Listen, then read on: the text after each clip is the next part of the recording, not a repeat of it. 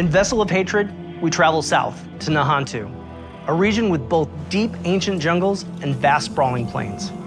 It's the last stretch of land in Sanctuary's eastern continent, and we've packed it full of experiences for every type of player. In this expansion, there's a whole lot to explore under the dark canopy of Nantu.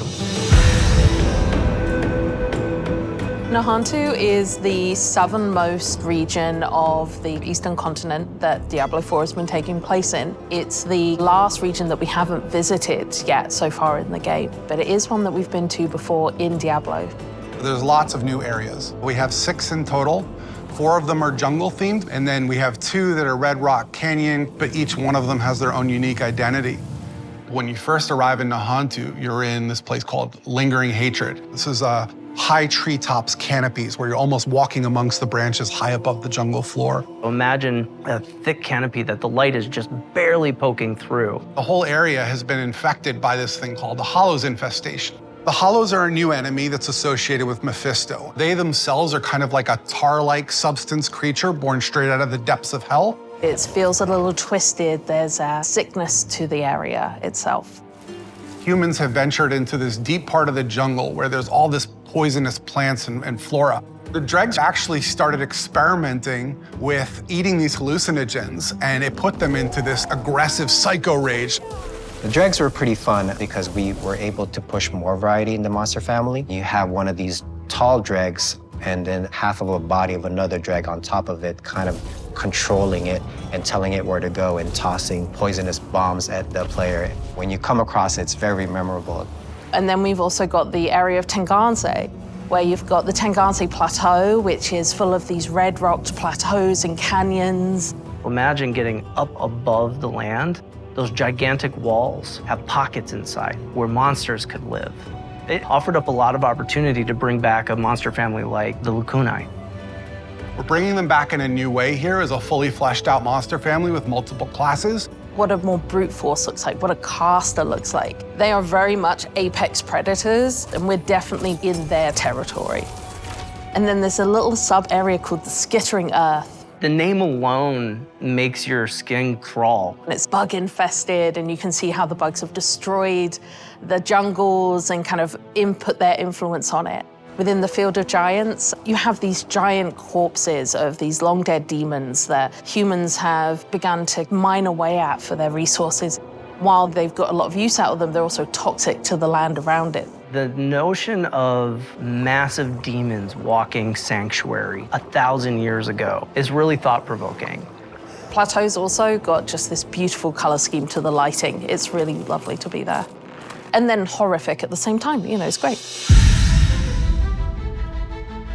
The Mercenaries in Vessel of Hatred are a group of people who we like to describe as ordinary people with extraordinary skills. They have the same level of will to fight against the demons of hell. And there's 4 mercs that you can collect over the course of the campaign. Starts with Rahir, a blacksmith and a shield bearer, is more a defensive fighter. He's able to go in there and soak up damage, use his shield as a bulwark against the enemy. You meet him early on in the campaign, and he's one who introduces you to the mercenary network. You end up finding acquisition quests for 3 other mercs that you can find throughout the course of the story. Subo, the drunken archer, is gonna work really well for people who want someone who's out of the main melee, in the back, offering utility and that kind of range support. Then we have Variana, a berserker crone, who's a melee combat fighter, close range. She's got a really cool combat meter, a massacre meter, where you need to keep killing enemies to get the meter to be filled. She's got a bunch of really interesting utility skills that you can kind of build in. Finally, we have the demon child Aldkin, who's a magic user who can transform himself from human form to demon form and join you in combat. There's this really great reinforcement ability where you can take one of the mercenary skills and attach it to one of your powers so that when you use that skill, it calls them in to do a specific skill. With the Mercenaries for Vessel of Hatred, one of the things we are expanding on is the skill tree. For Diablo 3, you had a very basic type of mercenary, but this time you can actually push a little bit more into the skill tree and make the mercenary the way you would want to play. Going through each mercenary progression arc and outfitting their skill tree so that it's complementary to your character build, I think that's where the fun in the mercenary system really lies.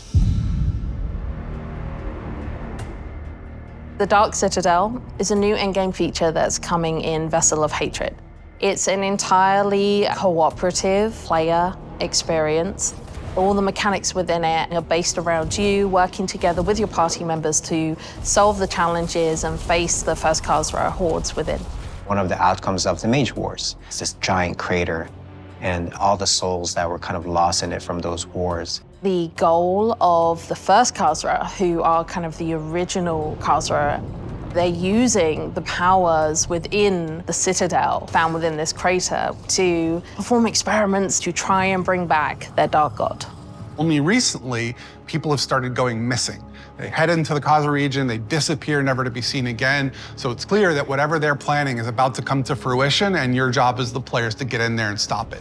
Citadels are a place where we take what is the best part of Diablo, combat, and we test it in a different way, which is adding in cooperative mechanics that you have to manage on top of that. For example, a boss has an attack, and as a player, you have to collect an item that allows you to reflect the attack back at him. So there's a little bit of a Twitch level mechanic there where you actually have to time your reaction shot.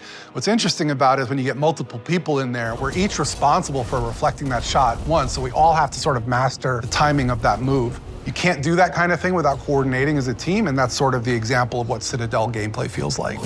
When designing the Citadel, we designed a lot of really cool bosses. And so one of the things that we did is we took that design and made like armor sets for each of the classes. That way you feel like you took their armor and you feel like you're wearing a little bit of them after your victory. We also have a currency that's dedicated to the Citadel where, as you play through, a vendor can be interacted with to buy custom cosmetics that are unique to the Citadel. You can play with 2 people, but the ideal experience is for 4. In order to facilitate that, we've built an all-new Party Finder feature, and the community has been pretty vocal about wanting this for a long time. It made a lot of sense to us to pair it with this new Citadel mode. It really is an activity that's geared towards people who love to play together with their friends or with strangers and enjoy that cooperative gameplay. I cannot wait for players to get into the world. I'm really just excited for people to see all the little hidden storytelling elements that the team has fit in. There's interesting things to find and see and discover around every corner, and it's just a really great experience getting to explore Nantu.